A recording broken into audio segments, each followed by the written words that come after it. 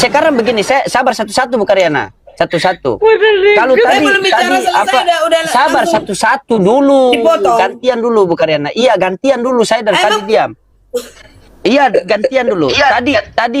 Tadi kan Prof Francisco mengatakan, "Oh, di sana ada bom, di sana ada bom, itu teroris oknum." Kalau Islam mengakukan, kalau ada oknum yang melakukan seperti itu, apalagi dari Islam, kalian mengatakan itu teroris. Tapi kalau Kristen, kenapa dikatakan kelompok bersenjata? Bismillahirrahmanirrahim. Assalamualaikum warahmatullahi wabarakatuh. Kami semua yang dirahmati Allah. Semoga Allah senantiasa curahkan segala rahmat, segala nikmat yang berkepanjangan dan tiada kepuhujung dari dunia hingga akhirat insyaallah.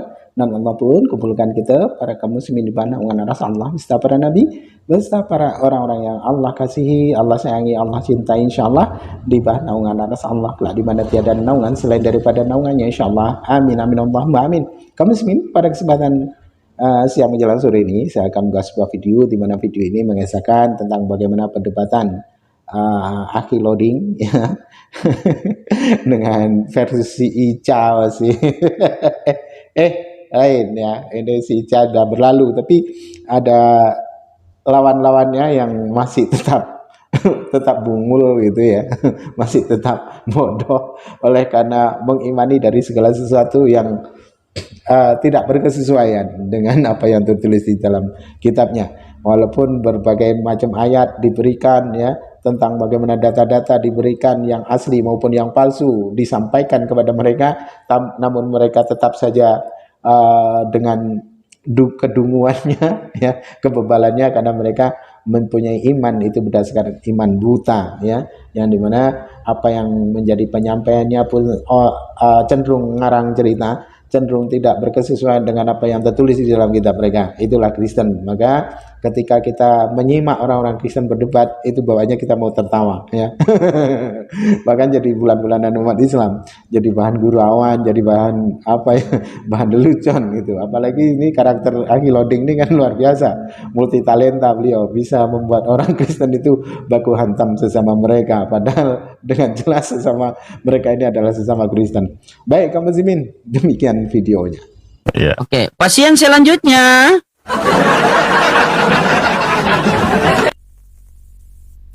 Tadi banyak OT yang minta naik.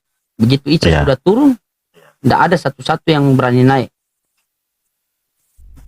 Jomar Sampre. Oke, selamat malam. Iya, malam Pak. Selamat Pak Jomar. Dari Katolik ya Pak? Ya, betul. Ya, silakan Pak open cam karena di sini ada perjanjian kekal antara kami dengan netizen. Tolong open cam Pak.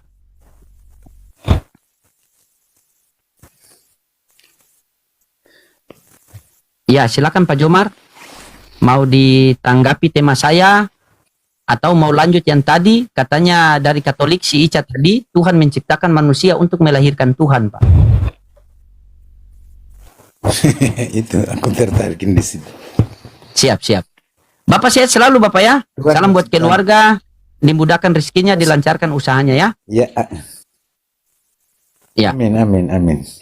Siap.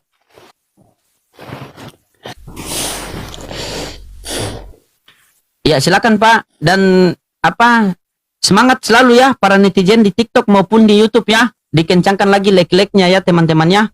Yang di YouTube, yang di TikTok dikencangkan lagi tetep layarnya, yang di YouTube PST Loading TV jangan lupa dikencangkan lagi like-like-nya ya. Silakan Pak. Apa yang Anda mau tanggapi silakan. Aku mau tanggapi itu yang Tuhan menciptakan manusia untuk melahirkan Tuhan, itu yang aku.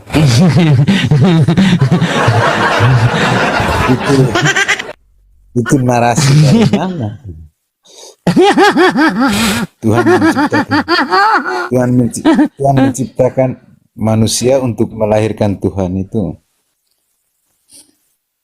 Tuhan menciptakan manusia untuk melanjutkan karya Tuhan. Tapi Tuhan mau menyelamatkan manusia. Iya, manusia melahirkan Tuhan. Tuhan mau menyelamatkan manusia. Bapak suara dia kecil. Suaranya kecil. Bapak suara kecil. Kasih besar sedikit Bapak suara itu. Tuhan mau menyelamatkan manusia, mengambil rupa manusia Oh, Kan Tuhan itu Kang Nanda. menciptakan manusia, melahirkan Tuhan, untuk melahirkan Tuhan. Itu narasi, itu ide apa? Ya, masuk Kang Nanda, Itu masuk, artinya masuk. tujuan itu kan Ya, siap. tujuan Tuhan menciptakan manusia itu untuk melahirkan Tuhan, itu bukan tujuannya di situ. Tuhan menciptakan manusia itu di awal itu dikatakan, penuhilah muka bumi, kuasailah segala ciptaannya. Itu kata Tuhan kepada Adam. Ya. Itu. Bapak ini agamanya apa sih? Katolik ya? Ya, Katolik. Katolik ya, bukan Protestan ya. Ya, Baik. bukan. Gini aja deh Pak. Saya kan sering mendengar nih kan. Ya, jujur saya jarang berdebat dengan orang Katolik. Lebih sering debat dengan orang Protestan. Kira-kira Bapak setuju tidak Amin. kalau Yesus itu adalah firman yang hidup? Aku sangat setuju. Baik. Jadi teman-teman, Bapak ini setuju kalau Yesus adalah firman yang hidup. Ya, itu mengacu kepada ayat mana, pasal berapa, kitab apa, Pak?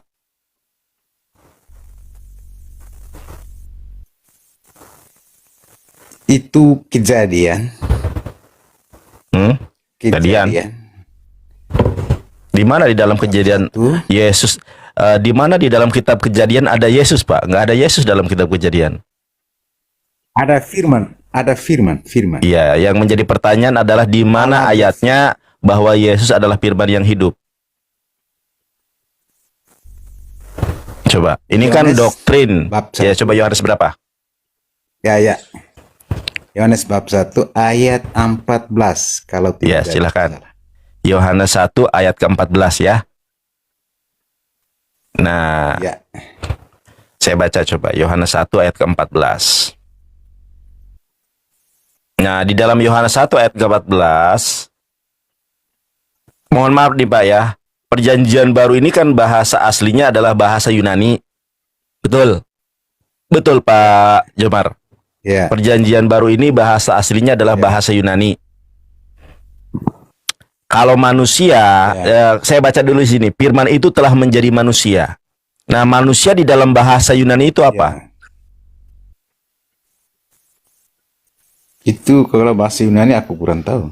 Kurang tahu ya. Saya kasih tahu Pak ya, mohon maaf bukan bermaksud mengajari. Manusia di dalam bahasa Yunani itu adalah anthropos. Makanya kita sering mendengar ilmu antropologi. Dari kata anthropos itu manusia. Ya. Nah, sedangkan mohon maaf, saya buka sedikit di sini.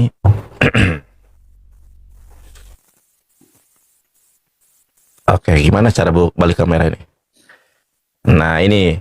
Sementara di dalam bahasa Yunaninya, kai hologos sax egeneto, nggak ada kata anthropos. Ya, di sini nggak ada kata anthropos. Sebentar aja karena biasanya kalau tunjukin data di Bennett.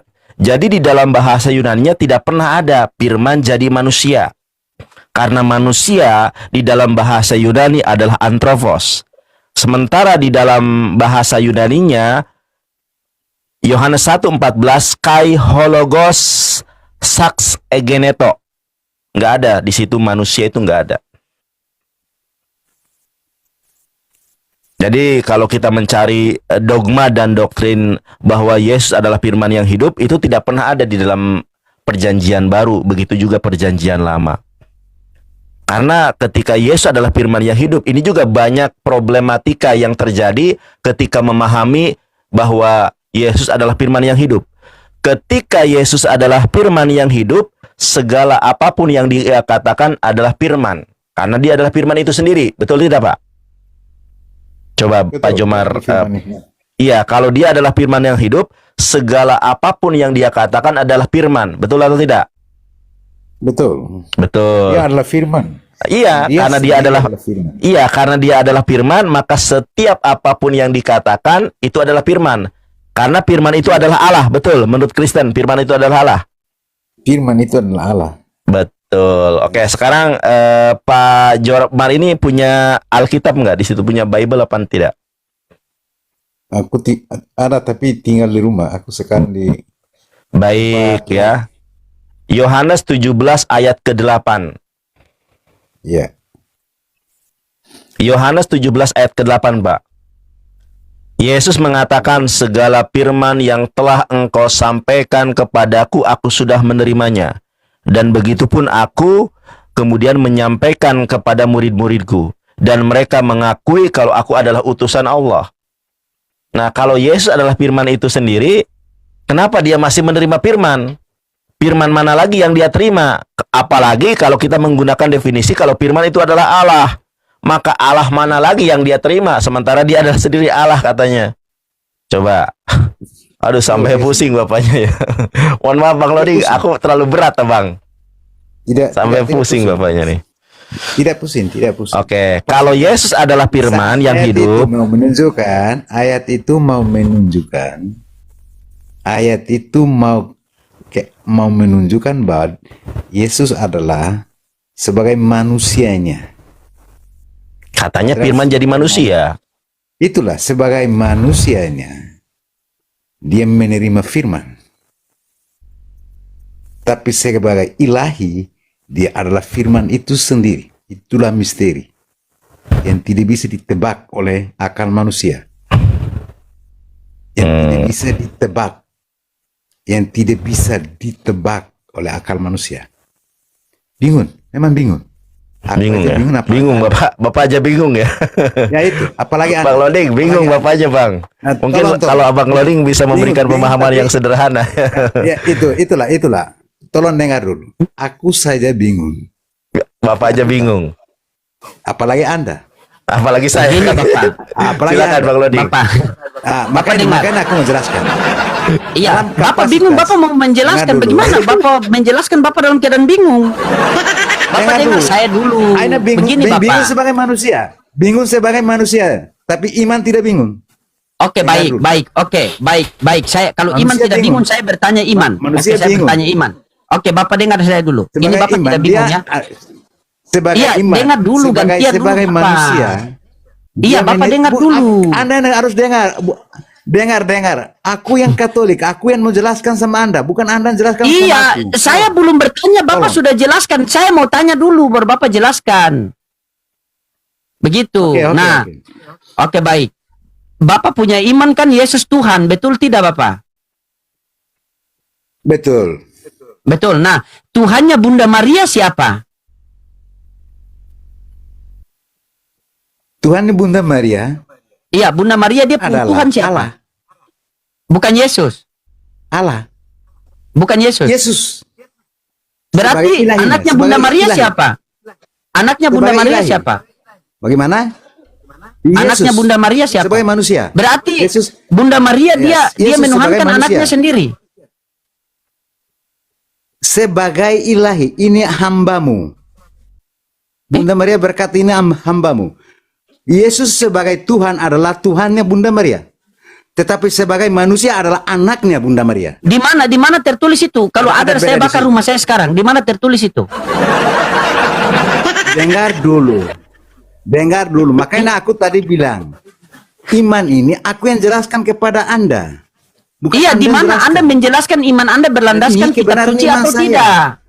Kalau Anda tidak diterima, itu Anda. Mau bakar rumah. Bukan begini Anda, Bapak, silakan. bagaimana kita mau menerima sementara Bapak menjelaskan tidak ada tertulis dalam kitab suci Bapak. Kita beriman ini kan berlandaskan kitab suci kan? Terserah. Itu Terserah. Ya sudah, turun. Oh, kalau sudah begitu bagaimana nih kita mau diskusi? Iya. Aduh, nggak ada yang lebih pintar dikit ya, Bang. Kalau pintar semua bukan oten, Bang. Namanya juga oten. Tadi Kang istri-istrinya siapa? RK dia live tadi. Kenapa Iya, mau kita masuk kita goreng-goreng dia kan? Nggak mau dia, nggak mau. Aku masuk nggak diterima. Oh nggak mau. Nggak mau dia. Pasien Dan selanjutnya. Saya tadi keluar sama istri sama anak baru pulang saya live. Soalnya besok sudah Besok sudah mau berangkat kan, tapi kita kapal ternyata kalau tidak besok naik pesawat berarti ke Manado. Shalom, saya Kristen Bang. Bang, Oke, silakan saya open mau kasih cam, Bang. tahu tadi yang Halo. Yohanes 1 ayat 14. itu dia nggak pakai kata anthropos di situ, karena dia pakai kata sarx, daging. Jadi Allah yang Iya sabar bang, ini bagus bang. Itu kekristenan Open yang game, diajarkan ya, silakan Pak. diskusi bang. Bang, Iya, iya. open Supaya game. maksudnya jangan orang tidak paham tentang hal itu. Gitu. Terima kasih.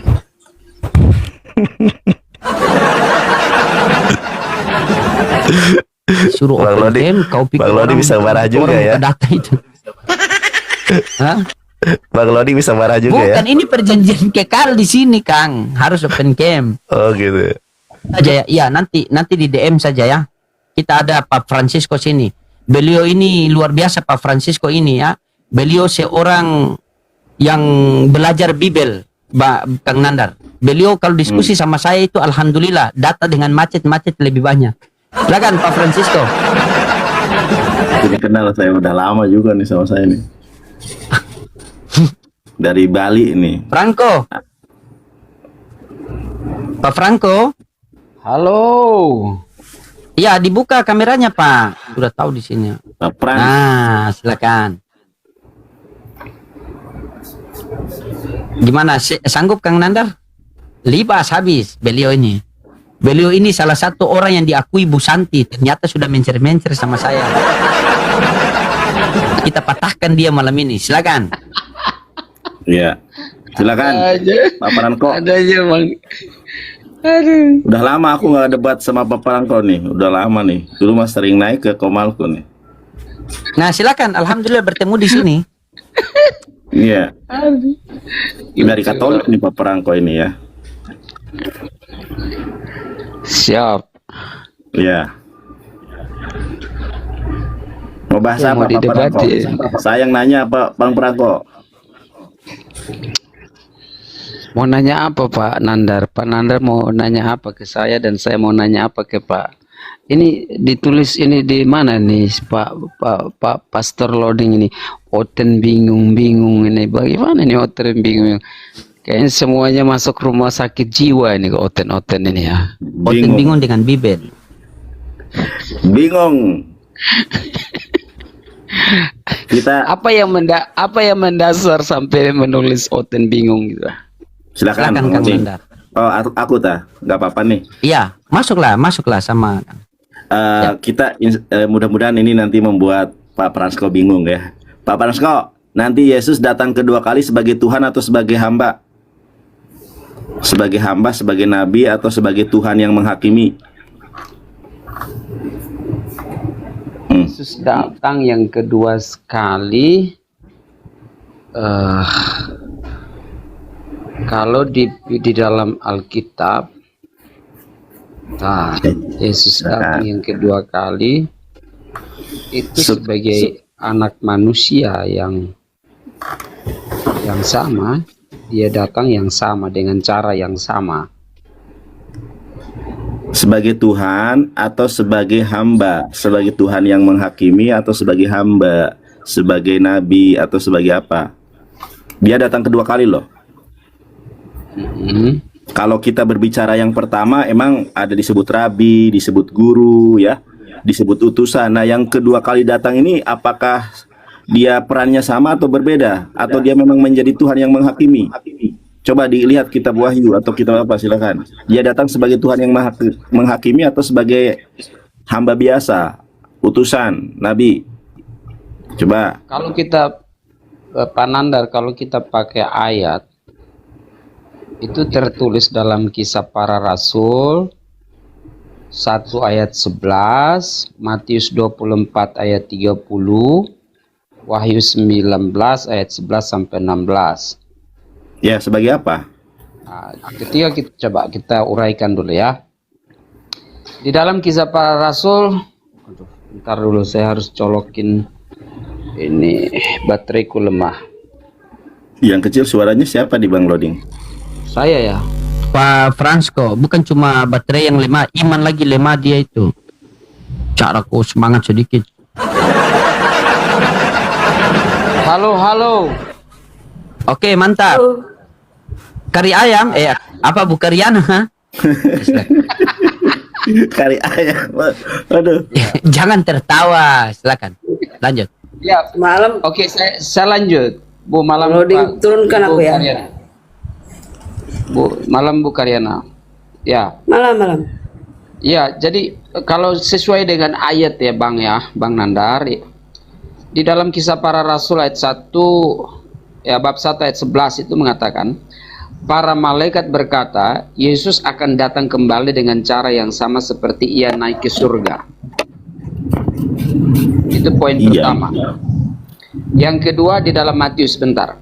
Matius 24 ayat 30, anak manusia akan datang di atas awan-awan di langit dengan kuasa dan kemuliaan yang besar. Dalam ayat yang Pak Nandar kasih tahu tadi, Wahyu 19 11 sampai 16, Yesus digambarkan datang sebagai raja segala raja dan tuan di atas segala tuan untuk menghakimi dan memerintah. Ya. Itu berarti kedatangannya dia itu dengan cara yang sama, Alkitab mencatat. Ya, sebagai apa? Sebagai raja yang maha kuasa atau sebagai hamba yang tidak bisa berbuat apa-apa terhadap dirinya sendiri? Karena tidak ada dikatakan Di situ- Yesus datang sebagai hamba. Ya, berarti tidak ada kan? Yang ada adalah dia datang sebagai raja di atas segala raja, tuan di atas segala tuan. Betul tidak?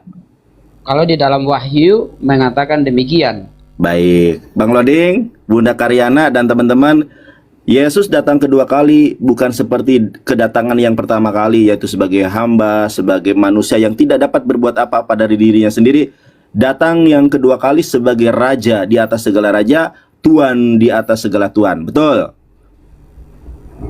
Ya, sesuai dengan Alkitab mencatat. Betul. Bunda Karyana sama Bang Fransko sudah mengakui ya bahwa Yesus datang kedua kali sebagai tuan di atas segala tuan, raja di atas segala raja, yang dia akan menghakimi. Betul? Iya. Baik. Iya, ini Sekarang- bukan saya mengatakan, ini kan ayat yang mengatakan. Iya, menurut ayat itu, betul kan? Nah, teman-teman, Bang Loding, ini kita siap-siap deh. Oke, saya tunjukkan datanya. Siap. Saya tidak ngelek kan? Soalnya mati lampu di sini. Aman kan? Mantap. Oh, Bang Loding mati lampu. Oke, Nggak apa-apa, lanjut. kan? Iya. Tidak apa-apa, saya pakai data. Oke, lanjut.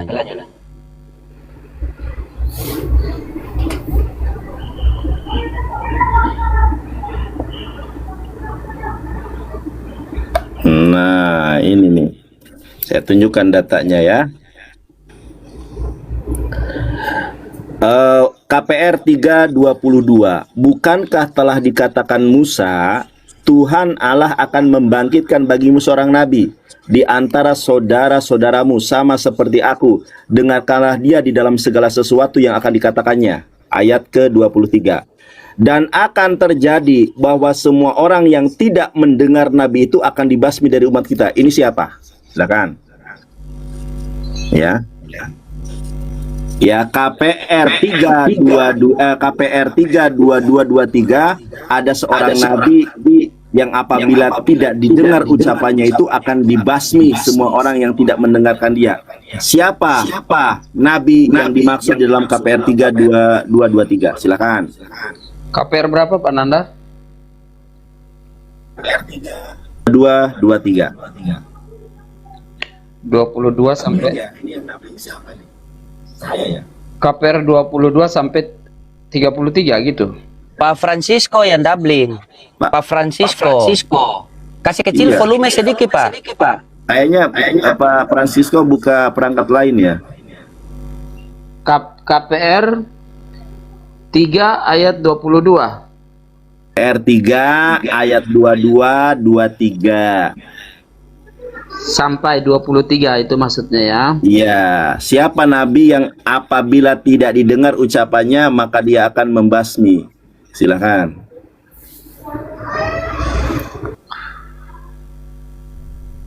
Sebab telah dikatakan oleh Musa, seorang nabi akan dibangkitkan bagimu oleh Tuhan Allahmu dari antara saudara-saudaramu sama seperti aku. Dengarkanlah dia dalam segala sesuatu yang akan dikatakannya kepadamu.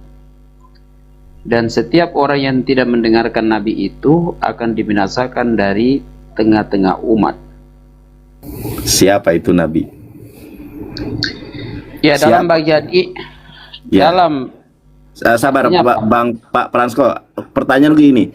siapakah nabi itu dan terjadi kapan? Silakan. KPR berapa tadi, Kang?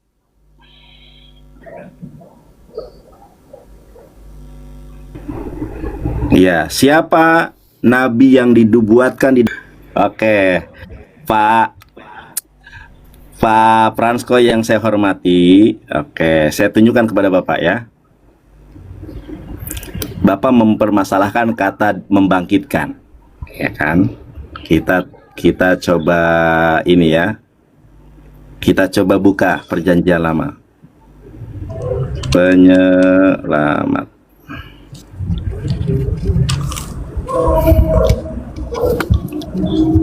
Oke, bentar ya, saya buka dulu. Saya buka dulu ayatnya. Sebelum saya buka dulu ayatnya, saya tanya dulu sama Bang Fransko. Apakah ada di dalam perjanjian lama seorang nabi, seorang Mesias yang di ini double lagi nih? Siapa yang double ini? Coba Bunda Karina di mute dulu. Ada nggak seorang Mesias atau seorang nabi di zaman perjanjian lama yang kemudian mati dan dibangkitkan hidup kembali? Ada tidak? Coba. Sebelum saya tunjukkan ayatnya nih. Adakah seorang nabi, seorang raja, seorang manusia yang dimatikan oleh Allah dan dibangkitkan hidup kembali? Ada tidak? Musa. Kemungkinan ada. Musa enggak, kapan Musa dibangkit? Kapan Musa mati Musa dari dibangkitkan? surga. Ya, tapi kan nggak dibangkitkan lagi. Tapi mati alami, bukan dimatikan Tuhan. Iya, oke. Jadi yang saya tanggapi adalah pernyataan Pak Fransko bahwa di situ dibangkitkan Nandar. Pak, kata dibangkitkan di situ nih saya tunjukkan dalam bahasa Ibrani. Coba di-mute dulu Pak Franskonya. Ya, di-mute dulu Pak. Soalnya doubling. Nih. Jadi kata dibangkitkan itu memang terjemahan. Maksudnya itu diutus atau diadakan, ada nih. Saya buka Hakim-Hakim 3 nomor 9. Lalu berseluruhlah orang Israel kepada Tuhan, maka Tuhan membangkitkan seorang penyelamat Mesias dalam bahasa Ibraninya ya, bagi orang Israel, yakni Otniel anak Kenas adik Kaleb. Jadi di sini membangkitkan, apakah dia pernah mati dan hidupkan kembali? Tidak. Nah, makanya kita harus baca di dalam bahasa Ibraninya. Mohon maaf ya, saya bacakan dalam bahasa Ibraninya. Faiz aku benai Yisrael el Yahweh payakem Yahweh Mosia. Maka Allah di sini apa? Payakem. Payakem itu bisa melahirkan atau kemudian mungkin mengadakan, ya kan? Bukan membangkitkan seperti orang mati lalu dihidupkan kembali, bukan. Oke, di sini dikatakan apa? El Yahweh fayakem Yahweh Mosia libnei Yisrael fayoshi'em et Otniel ben Kenas ahi Kaleb hakatan mimenu. Jadi yang Bapak permasalahkan adalah membangkitkan, ini karena salah terjemahan. Sebetulnya bisa melahirkan atau kemudian mengadakan, memunculkan, bukan membangkitkan dalam arti orang mati dihidupkan kembali. Bukan hanya ayat 9. Kita buka ayat ke-15-nya. Ya, ayat ke-15-nya. Nih. Lalu orang Israel berseru kepada Tuhan, maka Tuhan membangkitkan bagi mereka seorang penyelamat, yakni Ehud. Apakah membangkitkan di sini Ehud karena pernah mati? Tidak. Oke, dalam bahasa Ibraninya, Faiz aku benai Yisrael el Yahweh fayakem. Nah, dari kata payakem, Pak. Payakem itu mengadakan. Payakem itu memunculkan, bukan berarti membangkitkan hidup orang kembali, orang mati kembali hidup, bukan. Ya, lahem Mosia et Ehud ben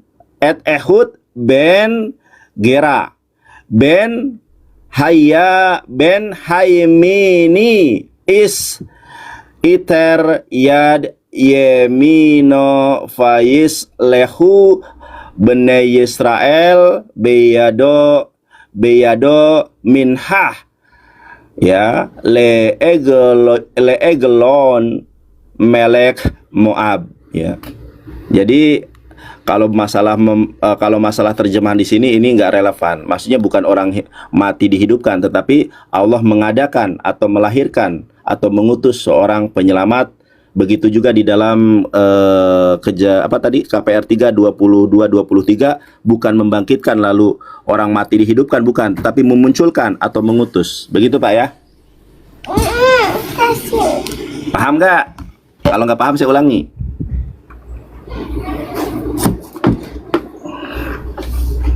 Halo Pak Fransko, jadi kembali ke pertanyaan, siapa nabi membasmi yang apabila ucapannya tidak didengar?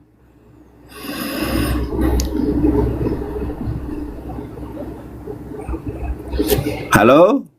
Atau kalau Pak Fransko tidak bisa menjawab atau belum bisa menjawab, silakan Bunda Karyana dibantu. Baik, terima kasih. Ya. Sebenarnya Bang Nandar, jawabannya ada di bawah. Kalau dibaca seterusnya, ya kan? Ya. Dikatakan di sini, di bawahnya lagi, yaitu di Kisah Para Rasul 3 ayat 2. Kisah Para Rasul 4 ayat 2. Orang-orang itu sangat marah karena mereka mengajar, maksudnya orang-orang itu Yohanes dan Petrus. Yohanes dan Petrus mengajarkan, ya kan? Orang-orang itu sangat marah karena mereka mengajar orang banyak dan memberitakan bahwa di dalam Yesus ada kebangkitan dari antara orang mati. Ada kebangkitan. Bukan kebangkitan yang dimaksud di Perjanjian Lama, bro. Nah, ada lagi di Kisah Para Rasul 4 ayat 12 dikatakan gini, Bang Nandar. Keselamatan tidak ada di dalam siapapun. Adakah di dalam nabimu keselamatan? Ada. Juga selain di dalam Dia. Sebab di dalam kolong langit ini tidak ada nama yang lain diberikan kepada manusia yang olehnya kita dapat diselamatkan.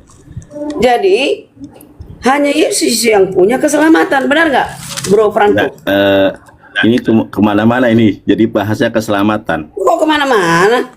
Iya, Enggak, Anda tadi mengatakan yang saya tanya Pak Bunda Karyana bukan masalah keselamatan. Adapun tadi masalah kenapa saya bahas Hakim-Hakim 3, karena pernyataan Pak Fransko bahwa ini orang mati dibangkitkan, bukan. Maksudnya membangkitkan di situ bukan berarti orang mati dibangkitkan hidup kembali, bukan, tetapi mengadakan atau memunculkan, mengutus, begitu. Adapun pertanyaan saya, kalau Pak Fransko dengan Bunda Karyana menyepakati bahwa itu untuk Yesus, saya tanya, sejarah mana di dalam Flavius Josephus, Tacitus ataupun sejarah orang-orang yang lainnya, ya, secara historis, sejak kapan Yesus membantai manusia? Sejak kapan Yesus memerangi manusia? Karena di dalam Keluaran 3 ayat ini saya tunjukkan Bun ya, mohon maaf ya, Keluaran 3 KPR 3 ayat ke-22, ya kan? Nih, sebentar. Nih, ya, ciri-ciri Nabi yang dimaksud itu bangkit dari orang mati dan ada keselamatan padanya. Enggak, bukan itu. Itu aja Bang Nandar, simpel kok. Justru yang entry point-nya itu ayat ke-23. Nih saya bacakan nih.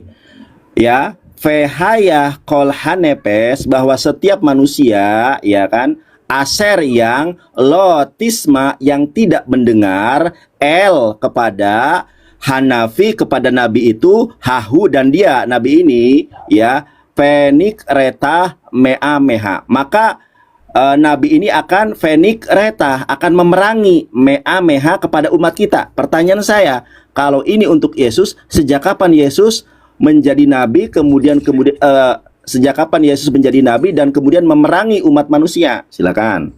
Itu yang tertulis di mana tadi? Tertulis di mana?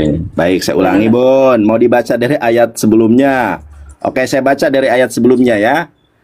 Iya, tertulis di mana? Iya. KPR 3:22. Bukankah telah dikatakan Musa, Tuhan Allah akan membangkitkan di sini bukan orang mati dihidupkan ya, tetapi mengutus atau memunculkan, melahirkan bagimu seorang nabi di antara saudara-saudaramu, sama seperti aku. Dengarkanlah dia dalam segala sesuatu yang akan dikatakannya. ayat 23, dan akan terjadi bahwa semua orang yang tidak mendengar nabi itu akan diperangi dari umat kita. Dalam bahasa Ibraninya, Fehayah kol hanepes, bahwa setiap manusia aser yang lo tidak tisma mendengar el kepada hanabi, kepada nabi itu hahu, dan dia nabi itu fenik retah meameha, akan memerangi umat kita. Pertanyaan saya, ya, kalau bukan Nabi Muhammad, siapa yang dimaksud nabi ini? Silakan. Oh, jadi nabi yang memerangi itu yang dimaksud. Kalau ada nabi memerangi, dialah itu, begitu. Itu yang dimaksud Musa. Ini ayat ini, Bang Loding nggak paham dia. Ayat ini yang kacau. mengatakan, bukan saya. Kacau. Loh kok kacau? Bu Karyana, kalau ditanya minyak kelapa, jangan jawab minyak rem, biar enak begitu. Nyambung gitu. Maksud Lebih saya nyimak dulu. Ini Bro Loading, Mr. Loading. Maksud Bro Nandar ini, kalau ada nabi yang memerangi, itulah ciri-ciri nabi kami. Kan itu maksudnya. Bukan. Yesus nggak memerangi. Bukan Coba Bu Karyana diam dulu, kita biarkan Pak Franco dulu. Ibu Karyana nyimak dulu. Ya. Baik. Coba kita baik. Terima kasih Pak Pastor Loading. Ketika kita mencerna dalam Ulangan 18:15 bahwa seorang nabi dari tengah-tengahmu, dari antara saudara-saudaramu akan dibangkitkan bagimu. Itu ketika kita melihat bahwa Musa itu membicarakan tentang internal dalam bangsa Israel yang tidak mencakup dengan bangsa lain. Jadi kalau mengkerucut ke Nabi Muhammad bahwa Yahudi tidak pernah mengatakan di luar dari Israel itu ada nabi. Jadi Musa membicarakan ini tentang hal internal karena ini melihat dari konteks yang ada, ini adalah saudara-saudaranya yang dibangkitkan untuk bangsa Israel. Kalau Yesus, kalau Yesus, kalau Yesus itu masih, kalau Yesus itu memang dari Yahudi, itu masih dekat, masih konteksnya masih relevan. Tapi kalau misalnya Nabi Muhammad itu jauh, karena bangsa Yahudi tidak mengatakan bahwa Nabi itu berasal dari bangsa lain, hanya di Israel aja yang ada. Pak Franco, itu Bibel kan tebal begini Pak, pakai data dong. Masa tebal begini tapi tidak ada data yang ditanya Kang Nandar?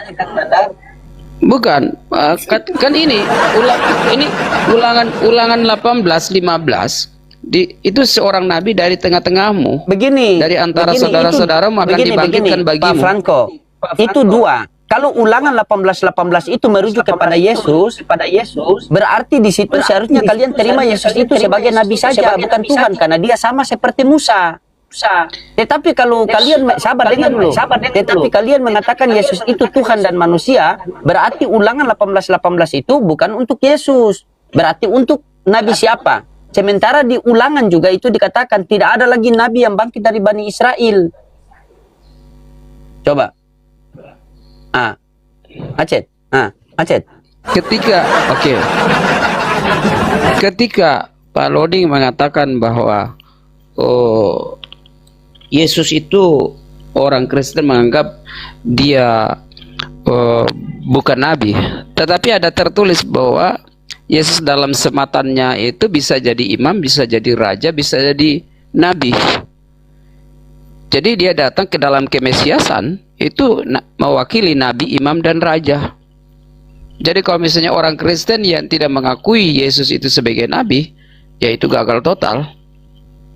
Tetapi ketika kita baca secara keseluruhan, baru kita memahami bahwa ada satu hal yang sangat eksklusif di sini. Oh, ternyata Yesus, dia bicara tentang dirinya bahwa Musa telah menuliskan tentang aku. Dia mengatakan gitu. Kita para nabi-nabi telah menuliskan tentang aku. Makanya di Ayub 8 ayat 9, Ayub 9 ayat 8, itu dia mengatakan dalam kitab Perjanjian Lama bahwa hanya Tuhanlah yang membentangkan langit dan dia berjalan di atas gelombang atau gulungan-gulungan air. Yang membuktikan datang menggenapi itu Yesus Kristus, dia berjalan di atas air. Itu. Jadi kalau misalnya bicara tentang nabi yang dibangkitkan di tengah-tengah itu bangsanya, itu masalah internal dari orang Yahudi di tanah Israel. Karena tidak ada, dia mengatakan di bangsa lain untuk saudara-saudaranya.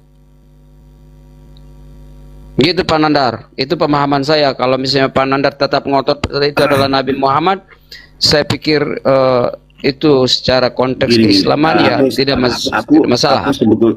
Pak Prasko, aku sebetulnya tidak memaksa itu Nabi Muhammad, bukan. Nabi Muhammad itu hanya sebagai opsi. Kemudian yang kedua, pernyataan Pak Prasko bahwa Nabi itu harus dari Israel itu salah. Coba Bapak baca ya. Kitab Bilangan 22 sampai 24. Itu ada seorang nabi di bangsa Israel, yaitu Biliam. Obadya seorang nabi, itu bukan dari Israel. Kemudian Ayub seorang nabi, itu juga bukan dari Israel. Jadi tidak semua nabi itu berasal dari Israel. Oke. Yang kedua, yang jadi permasalahan adalah kalau itu yang dimaksud adalah Yesus, sejarah mana? Sejarawan mana? Flavius Josephus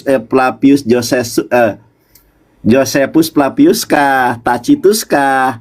Pernah nggak mencatat kalau Yesus pernah memerangi manusia, membinasakan, membunuh manusia? Karena salah satu ciri, bahkan entry point dari KPR 3 ayat 22, karakteristik yang mencolok dari Nabi itu adalah memerangi. Nah ini bahasa Ibraninya, kalau nggak percaya tanya orang yang ahli Ibrani. Ya, Vehayah kol hanepes, bahwa setiap manusia aser yang lo tidak tisma mendengar el kepada Hanabi, kepada Nabi itu, hahu dan dia Nabi itu, penik retah meameha, akan memerangi kita. Ini siapa? Kalau ini Yesus, sejarah mana yang mencatat kalau Yesus pernah memerangi manusia gitu loh? Silakan, di mana?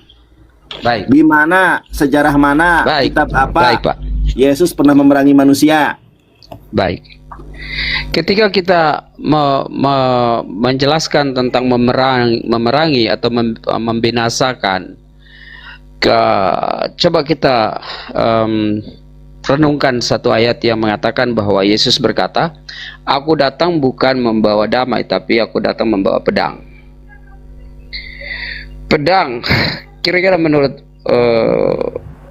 Pak Nandar, ketika Yesus berbicara hal pedang, apakah dia datang lalu membunuh orang?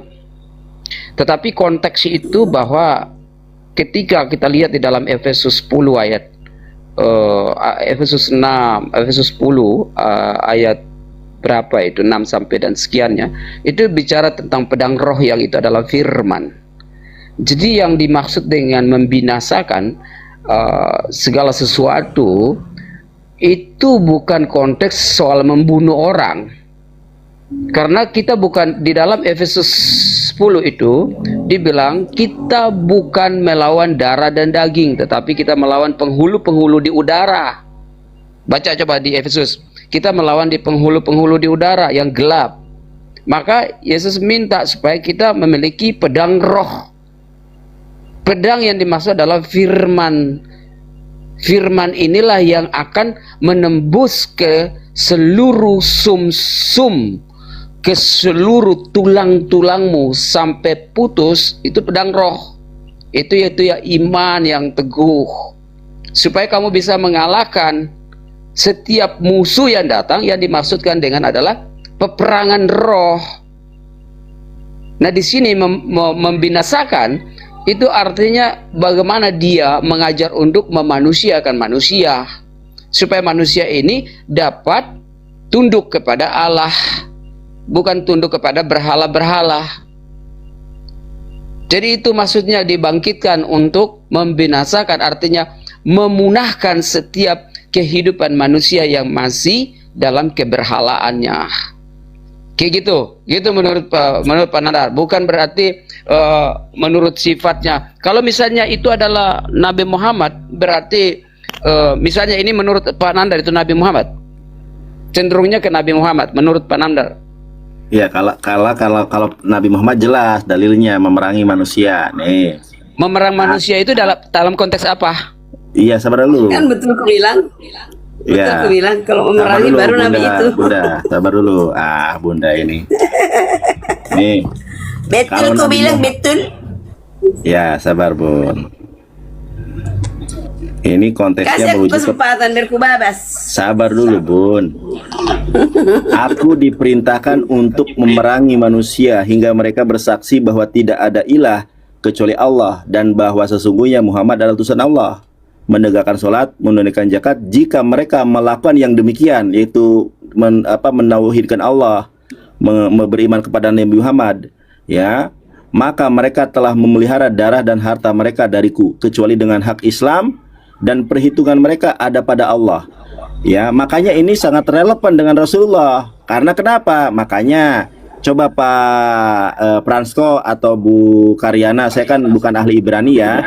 Coba tanya yang ahli Ibrani. Dalam bahasa Ibraninya apa? Pehaya kol hanepes, bahwa setiap manusia aser yang lo tidak tisma mendengar el kepada Hanabi kepada Nabi ini, hahu dan dia Fenik retah meameha akan memerangi kita. Siapa ini? Ya kan? Ya, oke. Gini, sorry Bu Karyana. Oke, saya tanya lebih kerucut lagi. Memahami tentang memerangi manusia itu apa maksudnya? Ya kalau memerangi ya perang, Pak. Ya gila perang, pakai Ya pedang. dengan pedang, dengan pasukan. Masa perang dengan roh? Mana ada pedang roh, Pak? Aduh. Aduh. Makanya Oke. ayat ini hanya bisa digenapi oleh Nabi Muhammad. Karena Yesus tidak bisa menggenapi ayat ini. Itu maksud aku. Oke, Pak Nandar, itu sangat keras. Artinya ketika Anda Emang mengatakan ayatnya begitu. iya ya, maksudnya ketika Anda mengatakan bahwa itu adalah Nabi Muhammad, maka ada sesuatu yang luntur di situ. Lunturnya apa? Nabi Muhammad itu dikenal Nabi yang baik, Nabi yang Nabi sangat baik. Iya, tetapi dalam hal bun-bun itu melakukan sebuah peperangan dan lain sebagainya, itu keras menurut saya. Makanya blunder. Jadi Jangan kalau blunder. misalnya Blunder, blunder. jadi Blunder ketika Anda mempermalukan Nabi Muhammad karena Nabi Muhammad itu gini, mempermalukan dalam arti apa? Ajaran Yesus Kristus itu dengan bagaimana dia mengasihi. Ini sesuatu yang kurang tepat untuk Pak Nandar itu memaparkan di sini. Karena akan Franco. memperlihatkan Franco, saya sebuah tambahin. kekerasan. Satu-satu Bunda Karyana. Gitu, saya menghormati Nabi Muhammad, tapi ketika engkau berbicara begini, akhirnya saya jadinya kok gini jadinya. Blunder Gitu, dong, ya. nabinya dibilang tukang perang, gimana sih? Ya itu Ngerti akhirnya juga ini. akhirnya konteks ini Bunda. Akhirnya konteksnya arahnya ke misalnya, oh bom ada di sana itu, oh itu Islam. tuh. Beda lah. Itu Sebentar, ini saya luruskan. Oh itu di sini itu ada dalilnya. Itu padahal itu oknum. Tapi konteks ketika Pak Nandar menjelaskan ini, akhirnya saya berpikir, oh gimana ini Nabi Muhammad? Padahal tadi saya menghormati Nabi Muhammad, kok bisa begini? Gitu loh. Akhirnya orientasi orang berpikir bahwa ini sesuatu yang kurang beres, tidak tepat. Karena seorang Nabi, bahwa dia luar biasa. Ketika Pak Nandar menyampaikan hal ini saya tidak setuju dengan hal itu. Itu kalau manusia itu dengan cara itu, ya itu baik kayak gitu. Tapi jangan artinya memberantas, membinasakan, membun-bun, peperangan. Wah itu pandangan orang-orang awam kayak saya itu saya berpikir wah Oke, ini Franco, saya tambahkan ya. Saya tambahkan. Begini, silakan Bu. kalau di perjanjian, di perjanjian lama, ya kan, Tuhan itu langsung berfirman kepada manusia, yaitu melalui tiang awan, tiang api, langsung berkata-kata kepada nabi-nabi, termasuk di Samuel. Samuel juga langsung kepada Tuhan. Hanya Tuhan yang suci yang boleh memusnahkan dan berperang kepada manusia. Tidak ada orang berdosa berperang kepada orang berdosa. Mana ada Tuhan perang dengan manusia, Bu Karyana lagi bagaimana? Siapa lagi mau lawan Bang Tuhan? Loding, Loh, Siapa? jadi Nabi Abang yang berperang. jelasin, Bang. Nabi Soalnya berperang. ini pada nggak nyambung semua, Bang. Mungkin mereka yang nggak paham atau gimana sih, Bang? Nggak Iya, nyambung. kalian ini berbicara cuma modal nekat. Bukan modal data. Sementara saya sama Bang Nanda sekarang begini, saya sabar satu-satu Bu Karyana. Satu-satu. Kalau Saya tadi belum bicara tadi selesai, udah sabar langsung satu-satu dulu. dipotong. Gantian dulu Bu Karyana. Iya, gantian dulu saya dan tadi diam. Iya, gantian dulu. Tadi kan Prof Francisco mengatakan, "Oh, di sana ada bom, di sana ada bom, itu teroris oknum." Kalau Islam mengakukan, kalau ada oknum yang melakukan seperti itu, apalagi dari Islam kalian mengatakan itu teroris. Tapi kalau Kristen kenapa dikatakan kelompok bersenjata? Hah? Kalau Kristen yang mengatakan Ini, seperti itu Loding kenapa? kemana-mana Ya, ini, udah ke- sabar, iya. Loding Bukan kemana-mana saya nih. luruskan tadi. Sabar dulu. Nah, jadi yang ditanyakan oleh apa Kang Yonatan Nandar tadi, itu ayat itu untuk siapa? Coba. Oh, itu untuk Yesus. Bagaimana untuk Yesus? Orang Yahudi mau melempari dia saja, dia langsung menghilang dari bait Allah. Jangankan pedang, batu saja dia takut. Wah. Sementara Islam Hebat kalian lah, bilang kita cium menghindari. batu-batu. Sabar dulu.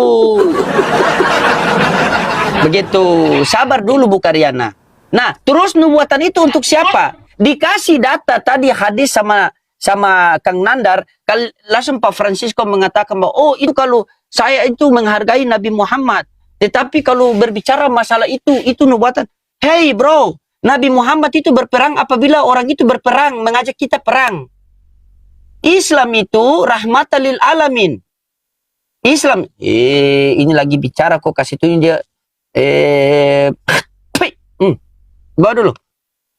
Orang lagi berbicara kok tunjukkan begitu. Nanti orang keras-keras baru bilang tidak sopan. Begini Pak, di dalam Al-Quran kami orang Islam itu, ya, perangilah orang-orang yang memerangi kamu. Begitu. Nah, Nabi Muhammad itu berperang. Kenapa Nabi Muhammad itu berperang? Karena ada orang-orang yang mau memadamkan cahaya-cahaya Islam. Ada orang yang mau memerangi agama Islam, maka bertindaklah Nabi Muhammad SAW. Sementara Yesus, kalau makanya tadi ditanya, nubuatan itu untuk siapa? Ayat itu merujuk kepada siapa? Coba. Anda mengatakan itu kepada Yesus. Kapan Yesus berperang? Kalau Yesus mengobrak-abrik bait Allah, itu ada. Itu ada. Coba. Ada itu. Jadi Islam yang datang kepada kita ini, asbab pengorbanannya para sahabat. Islam datang kepada kita ini, Bang. Pak Pendeta, itu pengorbanannya mereka bertumpahan darah memerangi orang-orang yang mau memusnahkan Islam. Begitu. Akhirnya turunlah ayat itu. Mengatakan apa? Perangilah orang-orang yang memerangi kamu. Begitu. Bang Loding. Iya. Bang, aku udah ngantuk Bang. Saya rasa kita sepakat lah kalau masalah perang itu memang umat Islam tidak bakal memerangi kalau tidak diperangi, betul. Yang menjadi entry point itu adalah ini untuk siapa? Karena Yesus tidak pernah menggenapi ayat ini gitu loh. Untuk siapa? Itu penegasannya. Siap Bang Loding, terima kasih atas waktunya. Bang Francisco, mohon maaf. Saya udah ngantuk kalau jam segini nih ya. Bang Loding lanjutkan perjuangan teman-teman. Terima kasih yang sudah tap-tap layar. Terima kasih yang sudah support Komal Bang Loding. Saya mohon maaf sebesar-besarnya Bang Loding sudah mengganggu waktunya. Saya sudah naik di sini ya. Mohon maaf. Tidak. Silakan Bang Loding dilanjut. Teman-teman saya izin pamit dulu ya. Terima kasih semuanya. Siap. Yuk. Siap Kang. Jangan bosan-bosan mampir ya Kang ya. Siap. Jangan siap. bosan-bosan Mohon maaf, Bang mampir. Loding. Aku ganggu waktu Bang Loding nih. Aman. Tidak ganggu Bang. Terima kasih ya. Tidak ganggu. Yuk. Siap. Selamat Assalamualaikum beristirahat, Pak Nanda. wabarakatuh. Yuk. Waalaikumsalam warahmatullahi wabarakatuh. Nah, demikian tadi kamu ini yang dimana perdebatan itu berlangsung. Dan mohon maaf, ini para hamba Allah ada yang komen bahwasanya kami memakai apa HP menontonnya, dan tolong dibesarkan gambarnya. Tidak bisa untuk dibesarkan, akhi Uti ya, tidak bisa dibesarkan oleh karena device-nya ya. Dia kalau apa perdebatan di TikTok itu device-nya harus canggih itu. Aplikasinya juga harus canggih. Kalau yang aplikasi-aplikasi HP biasa itu tidak bisa. Untuk dibesarkan itu tidak bisa. Kalaupun dibesarkan itu memanjang gambarnya itu memanjang, dan itu apa tidak terekomendasi sama YouTube, itu tidak terekomendasi itu. Nah, jadi dakwah kita nanti akan apa namanya akan terbatas gitu ya. Jadi dari YouTube ini ada ada aturannya masing-masing, ada aturannya tersendiri, yang dimana video ini kalau untuk video YouTube itu harus 916 ya, 16 9 atau 9, pokoknya itulah. Tapi kalau dibuat seperti TikTok ya, berdiri itu tidak terekomendasi oleh YouTube, karena itu dianggap video tidak berkualitas. Jadi nanti tidak sampai ke beranda-beranda orang yang sedang main YouTube. Jadi dakwah kita itu nanti akan terhalang oleh karena tidak terekomendasi itu. Jadi mohon maaf para hamba Allah, mungkin insya Allah lah nanti kalau ada masa ya, ada rizki lebih, insya Allah nanti saya carikan device yang mumpuni supaya bisa gambarnya bisa besar seperti yang lain-lain ya, seperti para hamba Allah yang lain, pendakwah-pendakwah yang lain ya, yang mengupload video-video debat. Nah, nanti kita akan usahakan itu, karena memang keterbatasan device itu sangat sulit. Itulah mengapa jadi apa main YouTube ini gampang-gampang susah ya, karena memang modalnya besar, tidak sekonyong-konyong modal HP jadi, tidak, itu ya. Agak sulit sekali. Nah, apalagi sistemnya kalau main HP ini jadinya lambat, tidak bisa fight gitu ya. Selalu orang sudah up, kita belum. Karena apa? Kita masih harus mengolahnya, merekamnya, usaha itu masih mengolahnya lagi.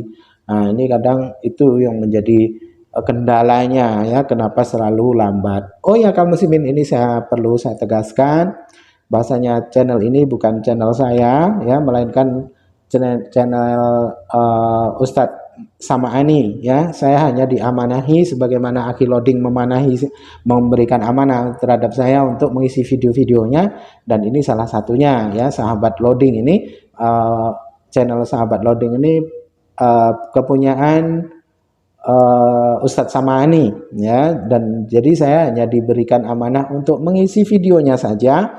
Jikalaulah nanti beliau sudah pandai, sudah paham ya, beliau sendiri yang akan menjalankannya, beliau sendiri yang akan mengelolanya. Lagi pula Akhi Sama'ani ini juga banyak jadwal ya, karena beliau ini juga orang sibuk, maka saya hanya diamanahi untuk dimintai tolong untuk diisikan saja. Nanti kalau beliau sudah paham, beliau juga sudah mulai lapang, mungkin beliau sendiri yang akan mengerjainya gitu.